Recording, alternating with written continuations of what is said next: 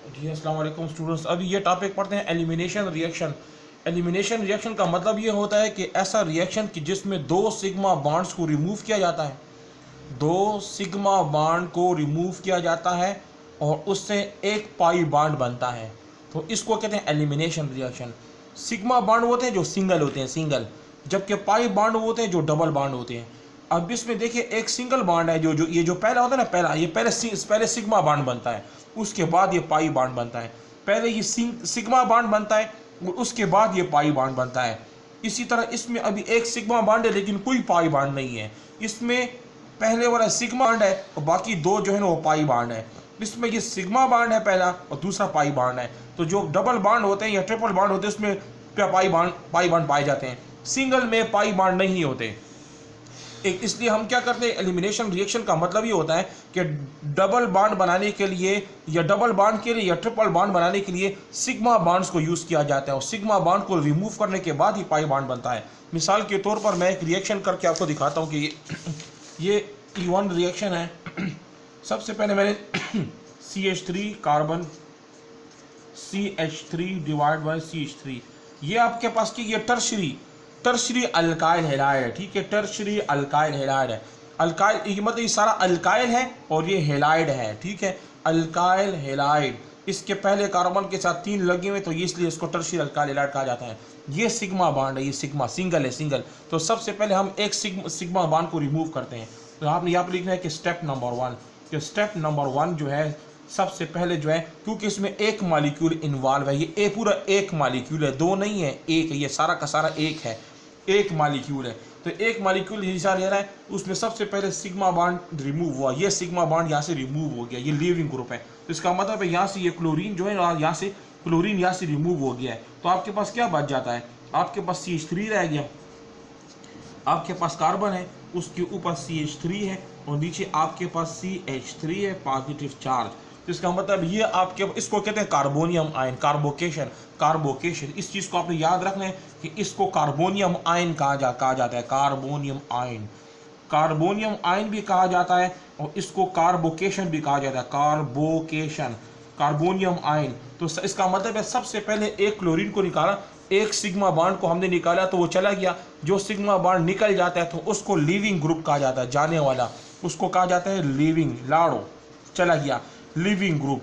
अब ये एक सिग्मा बॉन्ड तो यहाँ से निकल चुका है ना, देखें यहाँ पे जगह खाली है। अब इसकी वैलेंसी मुकम्मल नहीं है, इसके 4 बॉन्ड मुकम्मल नहीं है, इसको एक और चाहिए। जैसे इंसान की 2 टांगे होती हैं, इसी तरह कार्बन की 4 टांगे होती हैं, तो उसने अपनी अपनी अपनी टांगे बराबर करनी है।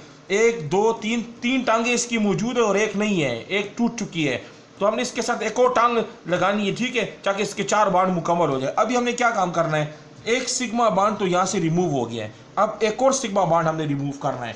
उसके लिए हम क्या करेंगे, स्टेप नंबर 2। अभी हम करेंगे स्टेप नंबर 2, दूसरा स्टेप करेंगे हम। सबसे पहले जो रिमूव हो चुका है CH3 है, कार्बन है और यहाँ पे आपके पास CH3 है। तो ये जो CH3 है, ये वाला CH3, ये वाला देखो, ये वाला, इसको मैं इस तरह लिख सकता हूँ, इसको ऐसे लिख सकता हूँ, CH2 बॉन्ड H, ऐसे लिख सकता हूँ ना, क्योंकि ये चीज़ इसमें देखें, इसमें CH3 कितने हैं, इसमें कार्बन CH3, इसमें 3 CH3 है ना, ये भी CH3 है, ठीक है, और ये भी CH3, तो एक ही चीज़ है, मसला कुछ नहीं है, सेम टू सेम है। ये मैंने इसको इस तरह लिखने की वजह क्या लिखी, इसलिए की है कि यहाँ पे ये पॉजिटिव चार्ज होता है। अब मुझे एक सिग्मा बॉन्ड तो रिमूव हो चुका है, ठीक है, यहाँ से देखें, ये एक सिग्मा बॉन्ड जो है ना, ये एक सिग्मा बॉन्ड ये रिमूव हो चुका है। तो ये बॉन्ड कहाँ होता है, जब ये चला जाता है तो ये आधा सा यहाँ पे शिफ्ट हो जाता है, इस जगह पे शिफ्ट होता है, आधा यहाँ शिफ्ट हो चुका होता है, मतलब यहाँ पे थोड़ा सा सिग्मा बॉन्ड आ चुका है, आधा यहाँ पे आ चुका है। जो यहाँ से चला जाता है, ये क्लोरीन तो चला जाता है, लेकिन इस क्लोरीन का जो ये बॉन्ड नहीं है, ये यहाँ पे इस जगह पे शिफ्ट हो जाता है, आधा शिफ्ट हो जाता है, ठीक है। याद रखिए, 2 एलिमेंट्स के दरमियान जो बॉन्ड बनता है ना, बॉन्ड वो इस एक का नहीं होता है, आधा इसका होता है और आधा इसका होता है, इस तरह। इसको कोवेलेंट बॉन्ड कहा जाता है। कोवेलेंट का मतलब है मिलजुल के काम कर रहा है। जैसे आप किसी के साथ हाथ मिलाती हो तो क्या कर, आप किसी से हाथ मिलाओगी तो एक यहाँ से आता है, एक यहाँ से आता है ना, हाथ जब मिलाते हैं इस तरह।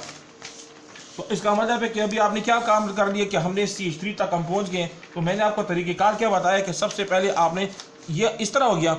अब मैंने इस आधा बॉन्ड यहाँ पे बन चुका है, यहाँ पे आधा बॉन्ड ऑलरेडी मौजूद है, तो तो मैं इस हाइड्रोजन को निकालने के लिए कौन सा एलिमेंट लूँगा, इसको निकालने के मैं यहाँ पे OH को ग्रुप को लेके अपनी तरफ से लेऊँगा माइनस, ये माइनस है तो ये प्लस है, तो ये प्लस जाएगा इस माइनस के साथ, जब रिएक्शन करेगा तो आपके पास क्या बन जाएगा, आपके पास जब बन जाएगा वाटर, वाटर इसका मतलब डिहाइड्रेशन, वाटर बन गया। तो ये बांड किधर जाएगा, ये बांड इधर आएगा ना, एक हाथ इधर है और एक हाथ ही है, तो वहाँ पे डबल बांड बन जाएगा क्या, नहीं। तो आपके पास स्ट्रक्चर क्या जाएगा, CH3 कार्बन और यहाँ पे CH2 और यहाँ पे CH3, लेकिन यहाँ पे एक बांड आ गया है, ये कोई बांड आ गया है, तो इसका मतलब डबल बांड आया कि नहीं आया है। तो इसका मतलब है कि एलिमिनेशन रिएक्शन उसको कहा जाता है कि जिसमें 2 सिग्मा बॉन्ड्स को रिमूव किया जाता है और एक पाई बॉन्ड को बनाया जाता है। तो सबसे पहले हमने क्या किया है, एक सिग्मा, पहले शुरू स्टार्ट में हमने क्या किया था, सबसे पहले हमने एक सिग्मा बॉन्ड को निकाला, उससे ये स्ट्रक्चर बन गया। उसके बाद हमने क्या किया, उसके बाद हमने एक को इसको रिमूव किया, इस बॉन्ड को रिमूव किया, इसको यहाँ से निकाला, इसके साथ वाटर बना कि डबल बॉन्ड आ गया। तो ये E1 रिएक्शन आपने मुकम्मल कर लिया, E1 रिएक्शन मुकम्मल हो गया। अभी हम करते हैं E1 के बाद E2 करते हैं।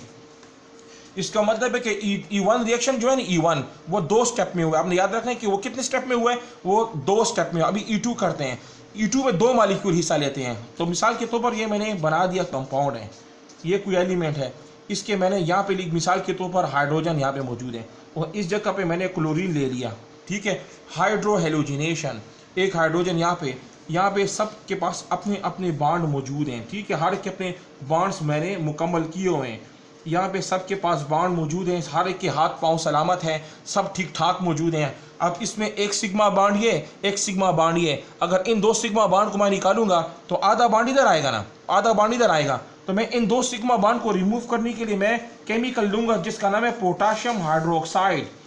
क्या नाम है, पोटाशियम हाइड्रोक्साइड। पोटाशियम हाइड्रोक्साइड को मैंने इस्तेमाल किया जो स्ट्रॉन्ग बेस, क्या है, स्ट्रॉन्ग बेस, स्ट्रॉन्ग बेस। ये कौन सा है, स्ट्रॉन्ग बेस। तो अब क्या सबसे क्या होगा, ये पोटाशियम जाएगा क्लोरीन के साथ रिएक्शन करेगा तो क्या बन जाएगा, KCl। ये OH जाएगा और ये H के साथ रिएक्शन करेगा, क्योंकि OH पर माइनस होता है, H पर प्लस होता है, तो ये दोनों इससे क्या बन जाएगा, OH जाके H के साथ रिएक्शन करेगा तो H2O, सही है। तो ये भी चला गया है और ये भी चला गया है। जब ये भी चला गया, ये भी चला गया, तो ये बॉन्ड किधर आएगा, ये यहाँ पे आएगा, ये बॉन्ड किधर जाएगा, ये बॉन्ड भी यहाँ पे आएगा। तो डबल बॉन्ड यहाँ पे आएगा कि नहीं आएगा। जब डबल बॉन्ड आ जाएगा तो आपके पास क्या स्ट्रक्चर बन जाएगा, तो आपके पास कार्बन कार्बन कार्बन कार्बन, यहाँ पे डबल बॉन्ड अभी आ गया, ठीक है। अब बाकी तो वैलेंसी आपने मुकम्मल करनी है, हर एक के हाथ पांव बराबर करने हैं। कार्बन की 4 टांगे हैं, 1 2 3 4, 1 2 3 4, 1 2 4 बराबर हो गए, 1 2 3 4, 1 2 3 4। तो ये पूरा कंपाउंड क्या बन गया, सारा कंपाउंड आपके पास क्या बन गया, ये पहला कार्बन, ये दूसरा, ये तीसरा, ये चौथा। इसका मतलब है दूसरे कार्बन के ऊपर डबल बॉन्ड मौजूद है, दूसरे कार्बन पे डबल बॉन्ड मौजूद है। 4 कार्बन है, 4 ब्यूटीन। समझ आ रही है आपको। तो इसका मतलब है कि एक ही स्टेप में हुआ है। कितने स्टेप में हुआ है, E2 का रिएक्शन जो है, E2 का रिएक्शन वो एक ही स्टेप में हुआ है, कार्बोनियम आयन इसमें नहीं बना है। तो आपने ये याद रखने के आपने E1 E2 में दोनों में क्या डिफरेंस देखा है। जो E1 रिएक्शन है, E1 वो 2 स्टेप में हुआ, कार्बोनियम आयन बना, जबकि E2 एक स्टेप में हुआ है। इसमें एक मॉलिक्यूल इन्वॉल्व हुआ था, इसमें 2 मॉलिक्यूल आए हैं। 2 मॉलिक्यूल कैसे आए हैं, देखो 2 मॉलिक्यूल है, क्या 2 है ना, एक ये वाला है और एक ये वाला है, तो ये 2 हो गए ना, एक आपके पास ये है और एक ये है, तो 2 हो गए, ठीक है। तो सबसे पहले आपने क्या है, ये 2 स्टेप में, ये 1 स्टेप में, ये यूनिमॉलिक्यूलर वो बाईमॉलिक्यूलर, इसमें एक मॉलिक्यूल, इसमें 2 मॉलिक्यूल, इसमें कार्बोकेशन बनता है, कार्बोनियम आयन बनता है। कार्बोनियम आयन तो मैंने आपको बताया ना, ये क्या है, देखो ये carbocation, carbonium ion, carbonium ion carbocation, carbonium ion में बन गया carbon. Weak base, weak base का मतलब ये होता है कि इसमें weak base chlorine weak base होता है, इसमें ये वीक बेस है, जब इसमें स्ट्रॉन्ग बेस है। एक स्ट्रॉन्ग बेस कौन सा था, स्ट्रॉन्ग बेस ये देखो, ये स्ट्रॉन्ग बेस है, स्ट्रॉन्ग बेस, ये इसमें वीक बेस प्रेफर किया, यहाँ पे strong base. No stereo specific, stereo specific का मतलब क्या होता है? स्टीरियो स्पेसिफिक का मतलब ये होता है कि एक ही जगह पे पोजीशन को चेंज करना चाहिए। बांड्स अपनी पोजीशन को चेंज करते हैं, बांड इधर आता है, ये बांड इधर आता है, एक ही जगह के ऊपर, एक ही पॉइंट के ऊपर ये जब ये प्रोसेस हो रहा होता है उसको स्टीरियो स्पेसिफिक कहा जाता है। मिसाल ये मार्कर है ना, तो इस मार्कर को मैं ऐसे करता हूँ तो इस तरह भी कर सकता हूँ ना, ऐसे भी कर सकता हूँ और ऐसे भी कर सकता हूँ, इसको स्टीरियो स्पेसिफिक कहा जाता है। ठीक है, ये सारा लेक्चर आपका हो गया। आपका ये E1 E2 भी हो गया, कोवेलेंट बॉन्ड ये भी आपका कवर हो गया, एलिमिनेशन रिएक्शन भी आपका मुकम्मल हो गया, स्टेप 1 स्टेप 2 ये सारा कुछ जुबानी करके अभी मुझे आप सेंड करना है। ठीक है, सारा जुबानी करें और मुझे फिर दिखाएं। थैंक यू, अस्सलाम वालेकुम।